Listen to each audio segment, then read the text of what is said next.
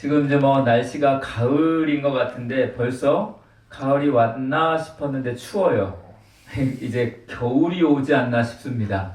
그래도 짧은 가을이지만 가을이 참 좋잖아요. 여러분들 이 짧은 가을을 만끽했으면 좋겠습니다. 오늘 말씀의 제목은 원웨이입니다. 원웨이. 같이 읽어볼까요? 시작. 원웨이. 네. 여러분들 여행들 많이 다니시죠? 여행. 특히 한국 국내 여행은 그런 것이 없지만 해외 여행을 나간다고 한다면 우리가 티켓을 끊을 때 원웨이로 끊습니까? 아니면 리턴으로 끊습니까? 리턴으로 끊죠. 만약에 해외 여행을 나가는데 원웨이를 끊고 나가면 문제가 생길 수도 있습니다. 출입국 사무소에서 입국 심사 때 문제가 생길 수도 있어요. 너 왜 티켓 원웨이로 왔냐? 돌아간 티켓 어디 있어? 이렇게 얘기할 수도 있습니다. 그렇기 때문에 우리의 여행은 항상 리턴입니다. 그런데 원웨이로만 떠나는 여행이 있습니다. 어떤 여행일까요? 잠깐만요, 이게 작동을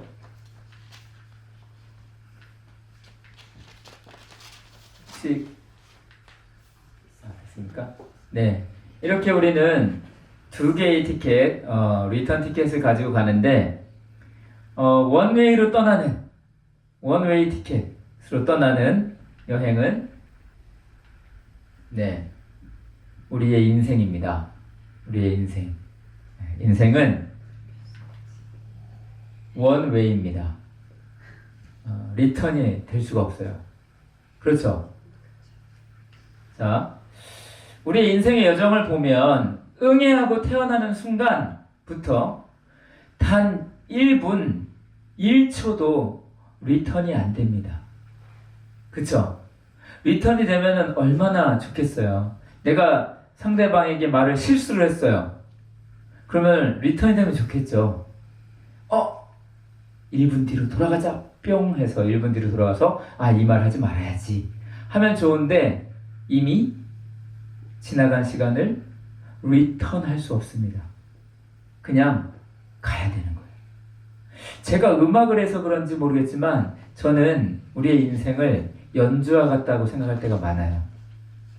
연주가 희한하게 이 예술 계통에서는 미술은 전시하기 전에 리터치도 할 수 있고 뭔가 수정 작업도 가능해요. 모든 게 완벽했을 때 전시하면 됩니다. 근데 음악은 여기 땅 시작하면 가다가 틀려도 리턴이 안 됩니다. 그냥 계속 해야 돼요.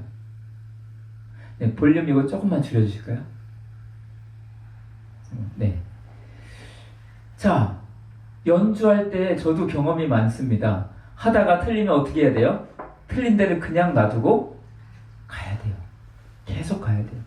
그래서 저는 인생은 리턴은 되지 않지만 남는 건 후회일 뿐이다. 이런 것들을 생각합니다. 그게 수정은 되지 않아요. 그냥 후회가 남는 거예요. 그나마 음악에는 리허설이 있습니다. 리허설. 한번 미리 해보는 거. 인생도 리허설이 있으면 얼마나 좋을까요? 한번 살아보고 그리고 나서 한번 다시 태어나서 살아보는 거. 이런 거 있으면 얼마나 좋아요. 근데 인생은 리허설이 없어요. 또. 그냥 가는 겁니다. 태어나서 쭉 유년기, 청년기, 장년기, 노년기. 결국은 어디를 향해 가고 있을까요? 죽음을 향해. 그 결승선은 죽음입니다. 죽음을 향해 응애하고 태어나는 순간부터 누구도 멈출 수 없는 질주가 시작되는데 죽음을 향해 가는 거예요. 여러분은 어디까지 오셨습니까? 저는 아마 한 이쯤 오지 않았나 싶어요. 여러분들은 어디쯤 오셨습니까? 우리 은채는 한 이쯤 왔나요? 정신연령은 한 이쯤일 것 같고. 네. 아무튼 우리의 여정은 돌이킬 수 없는 원웨이입니다. 오늘 본문 말씀, 우리가 같이 읽었던 본문 말씀을 보니까 본문 말씀에 어떤 한 청년이 자신의 인생의 여정을 다 끝내고 죽음을 맞이한 그런 장면이 펼쳐지고 있습니다. 이거 제가 명됐나요? 네. 두 번째 거 볼까요? 네. 같이 읽겠습니다. 시작. 성문에 가까이 이르실 때에 사람들이 한 죽은 자를 메고 나오니 이는 한 어머니의 독자요 그의 어머니는 과부라. 그 성에 많은 사람도 그와 함께 나오거늘. 안타까운 일이 벌어졌습니다. 한 청년이 죽었는데 그 청년은 어머니보다 더 먼저 생을 마감했습니다.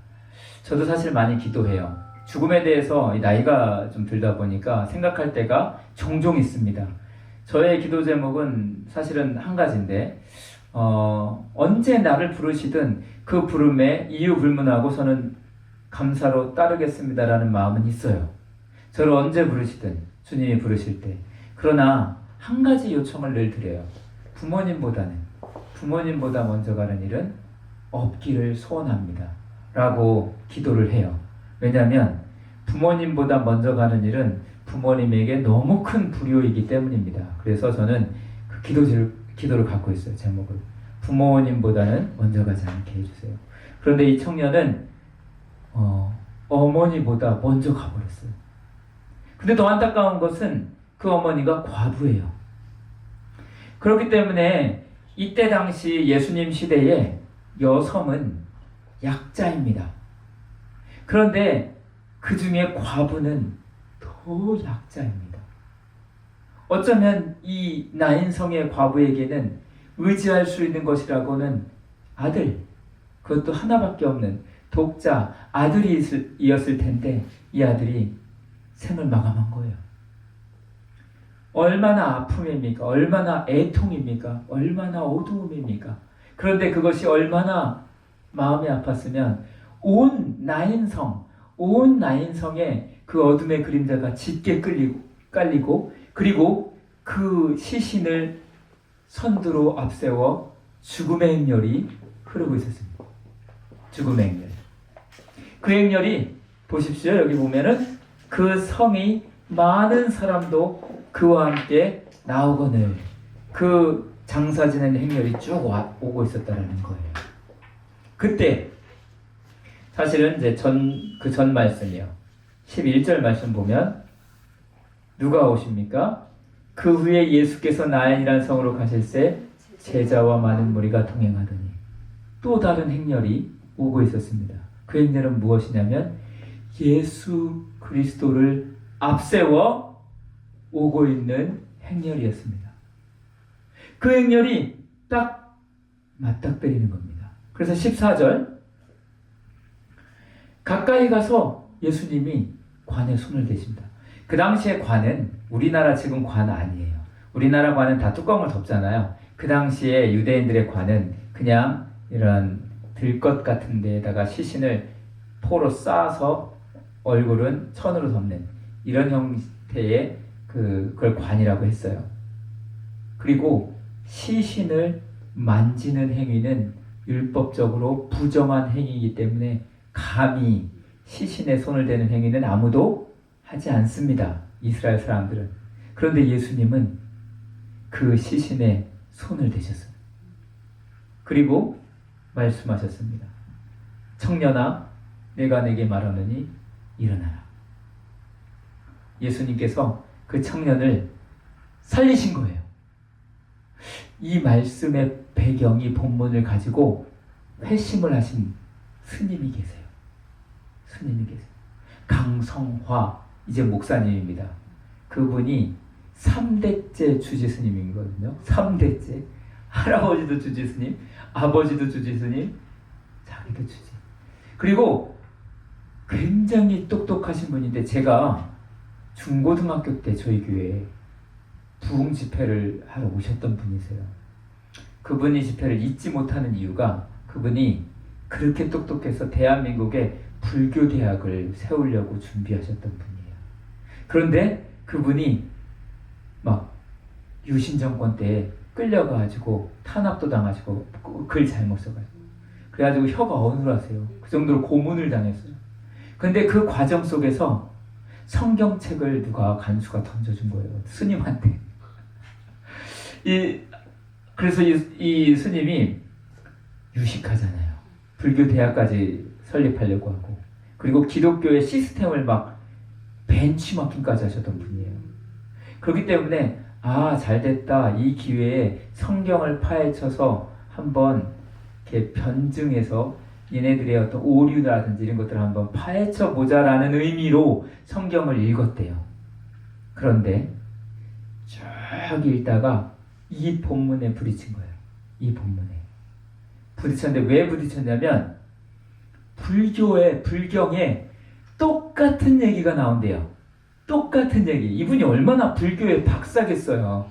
불경에 보면 석가모니와 제자들이 길을 가는데 한 성의 과부가 석가모니에게 나옵니다. 뭐라고 하냐면 우리 아들을, 죽은 아들을 살려주십시오. 우리 아들이 죽었어요. 하나밖에 없는 아들이 죽었어요. 이게 똑같아요. 근데 자기가 믿고 있고 따르고 있는 가르침 속에 석가모니는 그렇게 말했대요. 그러면 마을에 가서 대대로 죽지 아니한 집에 가서 시주를 해다가 죽을 써서 아들에게 먹여라. 그러니까 이 여자가 하루 종일 밤이 맞도록 돌아다녔는데 그런 집이 있을까요, 없을까요? 없죠. 죽지 않은 집이 어디 있어요? 그래서 돌아왔어요. 석가모니에게 와서 선생님 없습니다. 그런 집이 없어요. 어떻게 하죠? 그때 석가모니 하는 말씀, 이게 이친이라 받아들여라. 가르침을 줬어요. 그걸 자기는 이제 알고 있어요. 자기도 그걸 알고 있는데 이런 얘기가 성경에 나오고 똑같은 상황이 펼쳐지네. 아들이 죽었네. 거기에 예수 그리스도가 만나네. 어떻게 하시지 하고 성경을 본 거예요. 그런데 예수 그리스도께서 청년아 내가 내게 말하노니 일어나라. 살려버려요. 이때 그 스님이 깨달은 게 있습니다. 기독교는 가르침이 아니구나. 가르침은 비슷하다. 기독교도 사랑을 외치고 불교도 사랑을 외치고 자비를 외치고 다 똑같은데 기독교는 생명이구나. 거기에 부딪히신 거예요. 그리고는 회심을 하고 자신의 그 모든 주짓은 그것들 다 내려놓고 신학을 해서 목사님이 되고 수많은 스님들을 인도하십니다. 수많은 스님들을 그곳에서 인도하십니다. 그런 제 집회를 제가 기억이 나요. 이 말씀을 볼 때마다 그 옛날에 그 기억이 납니다. 아무튼 죽음의 행렬과 생명의 행렬이 마주하게 됩니다. 부딪히게 됩니다. 그런데 오늘 저는 다른 것을 이야기하는 게 아니라 여기 왜 이런 역사가 일어났을까에 이 말씀에 집중합니다. 그 다음 같이 읽어볼까요? 이거 말고요. 그 다음요. 네, 시작. 주께서 과부를 보시고 불쌍히 여기사 울지 말라 하시고.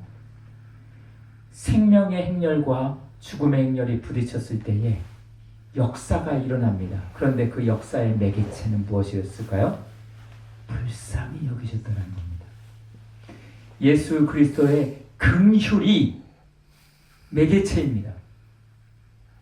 예수님께서는 그 과부의 안타까움을 그냥 지나치시지 않고 불쌍히 여기신 거예요. 그 불쌍히 여기심이 그 청년을 살아나게 한 겁니다. 하나님께서 그 청년만이 아니라 우리를 불쌍히 여기십니다. 아멘. 우리를 불쌍히 여기십니다. 그 주님께서 우리를 불쌍히 여기셔서 어떻게 행하십니까? 그 다음이요. 우리를 불쌍히 여기신 예수님은 우리를 사랑하는 길을 걷기 시작하십니다. 불쌍히 여긴다라는 것은 그냥 하나님 예수님이 하늘에서 내가 너희들을 참 불쌍히 여긴다. 그래서 역사해 줄게가 아니라 불쌍히 여긴다라는 것은 함께 한다라는 거예요. 왜 예수님이 나인성으로 직접 찾아가셨을까요? 불쌍히 여기셨기 때문에 찾아가신 겁니다. 예수님이 우리를 불쌍히 여기셨기 때문에 예수님은 우리의 가난에 동참하시고 우리의 어려움에 동참하시고 우리의 외로움, 우리의 힘든 인생이 느낄 수 있는 모든 고통에 동참하십니다. 예수님이 직접. 그리고 그 길을 걸어가십니다. 그리고 결국 어떻게 되시죠? 인간이 가장 두려워하는 것, 인간이 근본적으로 가장 피하려고 하는 것인 죽음을 맞이하십니다. 그냥 죽는 것이 아니라 우리의 죄를 대신 지시고 십자가에서 죽으십니다. 왜? 우리를 불쌍히 여기셔서. 그런데 만약에 이 예수님이 십자가에서 끝이 났다면 예수님 또한 죽음의 행렬입니다. 예수님 또한 그냥 죽음의 행렬로 가신 거예요. 우리를 불쌍히 여기셨을 뿐인 걸로. 그러나 그 다음에 예수 그리스도는 십자가에서 진짜 죽으셨지만 우리가 알다시피 3일 만에 부활하셨습니다. 무덤이 빈 무덤입니다. 그리고 그 다음 한 번 더 눌러주세요. 네, 우리 함께 읽읍시다. 시작. 예수께서 이르시되 나는 부활이요 생명이니 나를 믿는 자는 죽어도 살겠고. 네, 아멘. 예수님은 생명의 부활을 갖고 오셨습니다. 그러니까 우리가 주님께 우리의 삶을 맡길 수 있는 거예요. 예수님이 십자가에서 죽으셨다면 우리가 그냥 그걸로 끝이 났다면 우리를 그냥 사랑하셨던 분, 우리를 참 불쌍히 여기셨던 분, 그걸로 끝날 건데 그분은 생명의 주인이십니다. 이것 때문에 3대째 주제스님도 복음에 깨어지는 겁니다. 생명이 있다는 것을 알기 때문입니다. 우리 주님은 가르침을 주시는 분으로 끝나는 게 아니라 생명의 주님이십니다. 우리도 그 주님 안에 있으면 살아나는 거예요. 오늘 나인성의 과부의 아들이 살아났듯이 우리를 살리시는 분이십니다. 아멘. 그 다음에요. 우리는 원웨이라는 인생길을 가고 있습니다. 리턴이 안 돼요. 한순간도 1초도 뒤로 돌아갈 수 없습니다. 계속해서 나가는 길입니다. 그런데 마치 아까 불교 이야기도 했지만 사람들은 다 받아들여요. 인생은 그렇게 살다 죽는 거구나. 죽음의 행렬이 당연하구나. 여러분은 어떻습니까? 여러분의 인생길에서 두 길이 있습니다. 죽음의 행렬의 길이 있고 생명의 길이 있습니다. 진짜 이 두 길이 있다라고 믿습니까? 그러면 우리는 무슨 길을 선택해야 할까요? 어떤 길을 선택하시겠습니까? 생명의 길을 선택하시겠죠. 예수님을 필두한, 예수님을 따르는 그 생명의 행렬로 우리는 나아가야겠죠. 예수님이 이렇게 말씀하십니다. 내가 곧 길이요 진리요 생명이니 나로 말미암지 않고는 아버지께로 올 자가 없느니라. 이 말씀을 우리가 믿음으로 받아들인 사람들입니다. 여기 있는 사람들은 적어도 오늘 만약에 제가 여기에 처음 교회에 오신 분들이 계셨다면 그분들에게 이 길로 초청했을 겁니다. 그러나 우리는 이미 이것을 믿음으로 받아들이고 이 길 위에 서 있다라고 고백하는 사람들입니다. 그렇죠? 그러면 우리의 삶을 믿음의 길에 서 있다라고 하는 여러분들에게 제가 드리고 싶은 권면이 있습니다. 여러분, 정말로 그 길 가운데 계셔야 합니다. 우리가 예수님을 따른다라고 그분이 우리의 원웨이 인생길에서 진짜 오직한 길, 구원의 길, 원웨이가 되시는 주님을 만났다면 우리가 그 길에서 벗어나지 않고 그 길을 향하여 걸어가야 된다는 것입니다. 예수를 믿는다라는 것, 그 길을 따라 산다라는 것이 그냥 지적으로 동의하고 예수 그리스도의 이름만 붙들고 있는 것이 아니라 그 길을 걸어야 합니다. 그 길을 걸어야 합니다. 예수님이 하늘에서 우리를 긍휼히 여기신 것이 아니라 이 땅에 직접 오셔서 인생의 고된 길을 걸으셨고 그 길을 통해 생명의 길을 여셨습니다. 그 길을 따르려고 하는 사람들은 동일하게 그 길을 걸어야 합니다. 많은 크리스찬들이 그 길을 걷기는 싫어해요. 왜냐하면 성경이 말하듯이 그 길이 좁은 길이기 때문입니다. 여러분 보십시오. 이 그림에 두 길이 확연하게 보이죠? 이 길은 어떤 길 같습니까? 죽음의 길 같죠? 이 길은요? 생명의 길 같죠?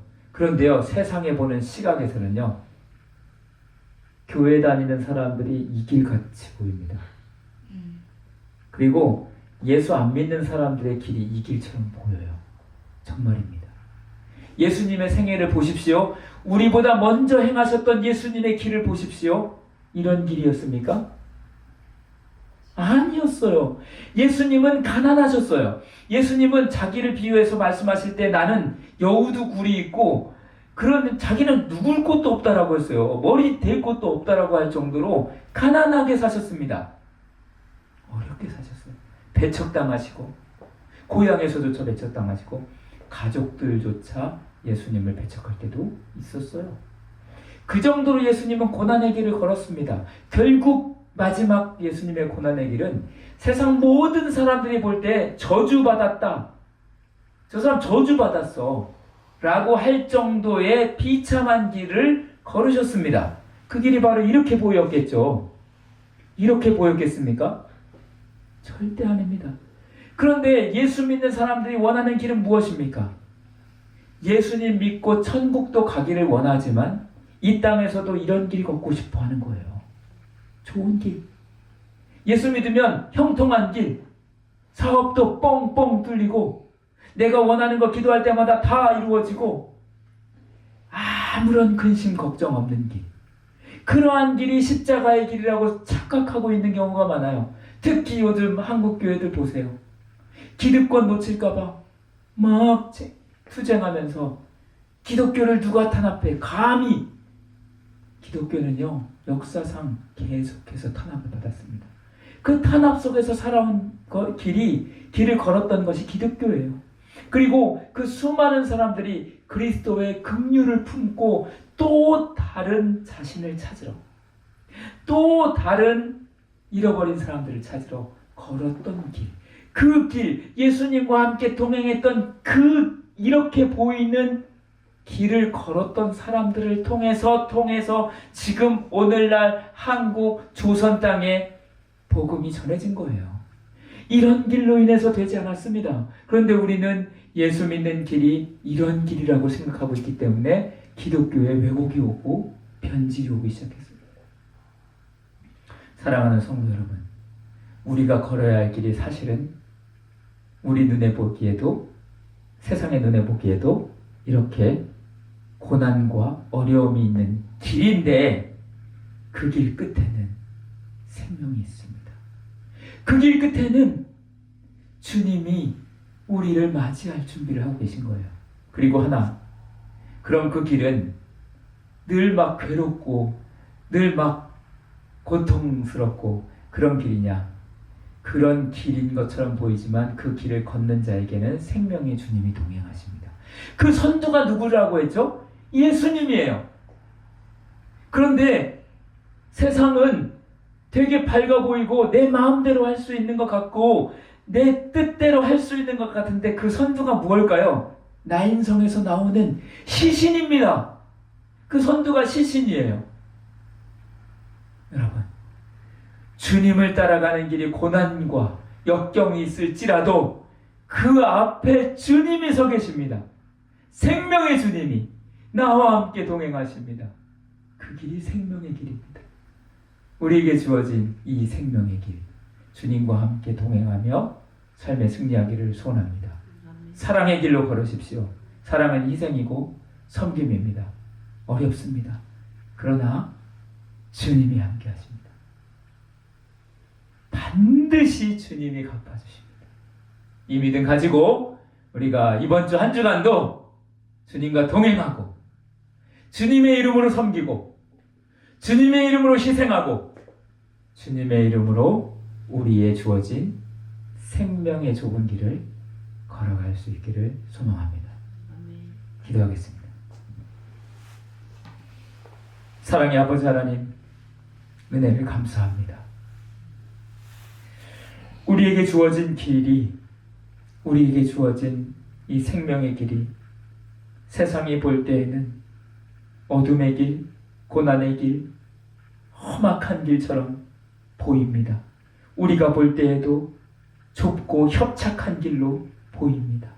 주님, 그러나 이 길 앞에 주님이 계심을 믿음의 눈으로 바라보며 이 길을 걸어가기를 소원합니다.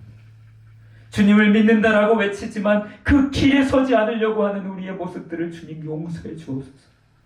그 길에 담대히 서며 주님과 동행하면서 그 좁은 길을 믿음으로 걸어갈 수 있는 우리 모두가 되게 하여 주옵소서. 한 주간의 삶을 주님께 온전히 맡겨드리며 예수님의 이름으로 기도합니다. 아멘. 이 시간 함께 결단의 찬양 드리겠습니다.